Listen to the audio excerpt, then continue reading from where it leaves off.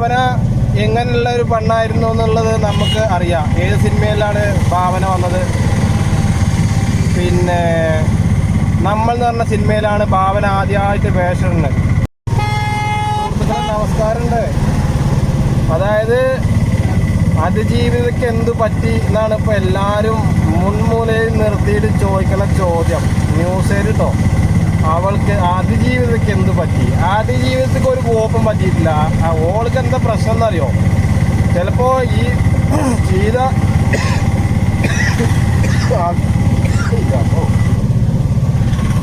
ചെയ്ത ആൾക്കാർ ചിലപ്പോൾ കാശ് കൊടുത്ത് തേഞ്ഞിട്ടുണ്ടാവില്ല. ഇവർക്കൊക്കെ ലക്ഷങ്ങളാണല്ലോ പൈസ കിട്ടുന്നത് മാസം.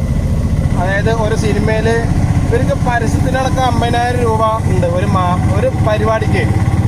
50,000 രൂപ, 1,00,000 രൂപ വരെ ഓരോ നടികൾക്കും ഓരോ പരസ്യത്തിന് കമ്പനിക്കാർ കൊടുക്കുന്നുണ്ട്.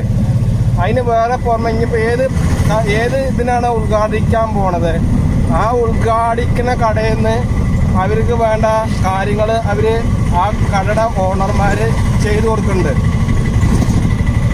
പിന്നെ സിനിമയിൽ നിന്ന് കിട്ടുന്ന ശമ്പളം പൈസ വേറെ. ഇവർ പിന്നെ എങ്ങനെ സെലിബ്രിറ്റി ആയത്?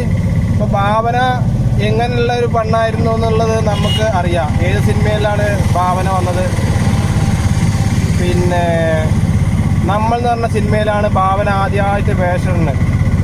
അവളിപ്പോൾ എങ്ങനത്തെ ഒരു പെണ്ണായിരുന്നു എന്നുള്ളത് നിങ്ങൾക്ക് ഇപ്പോൾ കാണാൻ അറിയുന്നുണ്ടോ? അത് ഇതിന് മുന്നേ കുറേ ആൾക്കാർ അങ്ങനെ ഇതായിട്ടുണ്ട്, കൊടുത്തിട്ടുണ്ട്.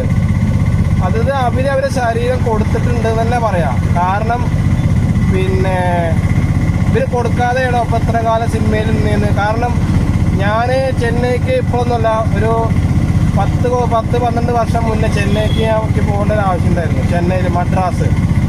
അന്ന് ഇതേമാതിരി അവിടെ ഫുള്ള് പിന്നെ ഇതേമാതിരി എന്താ പ്രോസ്റ്റിറ്റ്യൂട്ടിൻ്റെ ആൾക്കാരായിരുന്നു. അതായത് പ്രോസ്റ്റിറ്റ്യൂട്ട് നമുക്കറിയാലോ.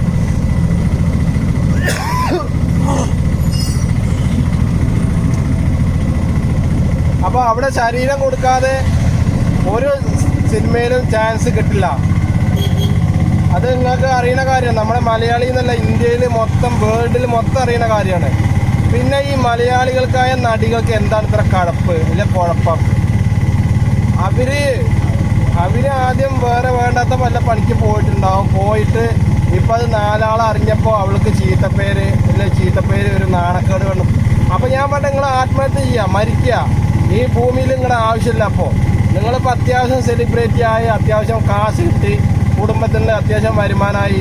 ഇവിടെ കേരളത്തിൽ കുടുംബത്തിന് വരുമാനം കിട്ടിയിട്ട് നേരം പോലെ ഒന്ന് പിന്നെ സുഖമായിട്ട് ജീവിക്കാൻ കഴിയാത്ത ഇഷ്ടംപോലെ മലയാളീസ് ഉണ്ട് ഇവിടെ, സാധാരണക്കാരുണ്ട് ഇവിടെ. അവരെ നിങ്ങൾ നോക്കാതെ നിങ്ങളുടെ BMW പോകണോ, മെർസിഡീസിൽ പോകണോ, പിന്നെ ലംബോർഗനിയിൽ പോകണോ, പിന്നെ നിങ്ങൾ ഫ്ലൈറ്റിൽ പോകണോ, നിങ്ങൾ പിന്നെ മലേഷ്യക്ക് പോകണോ, ഇതൊന്നും ഞങ്ങളറിയില്ല, ഞങ്ങളടുത്ത് പറയുന്നില്ല. ഞങ്ങളടുത്ത് പറയാത്ത എന്താ?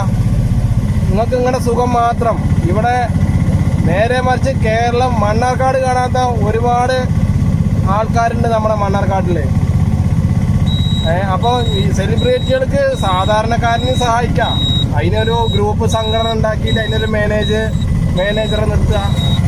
എന്നിട്ട് നിങ്ങൾ ഇന്നമാതിരി പാവപ്പെട്ടവരെ നിങ്ങൾ സഹായിക്കാന്ന് പറയാം. മമ്മൂട്ടി, മോഹൻലാൽ, ഞാൻ പറയും മമ്മൂട്ടിയൊക്കെ അത്യാവശ്യം നല്ല സഹായം ചെയ്തിട്ടുണ്ട്. മോഹൻലാലും അത്യാവശ്യം കാര്യങ്ങൾ ചെയ്തിട്ടുണ്ട്, ഇല്ല എന്നല്ല പറഞ്ഞത്. പക്ഷേ നിങ്ങളുടെ കാര്യം മാത്രം നോക്കിയിട്ട് നിങ്ങളുടെ പിന്നെ ഇമേജിന് മാത്രമാണ് വലുത് എന്ന് പറഞ്ഞിട്ട് നടക്കണതിൽ ഒരർത്ഥമല്ല.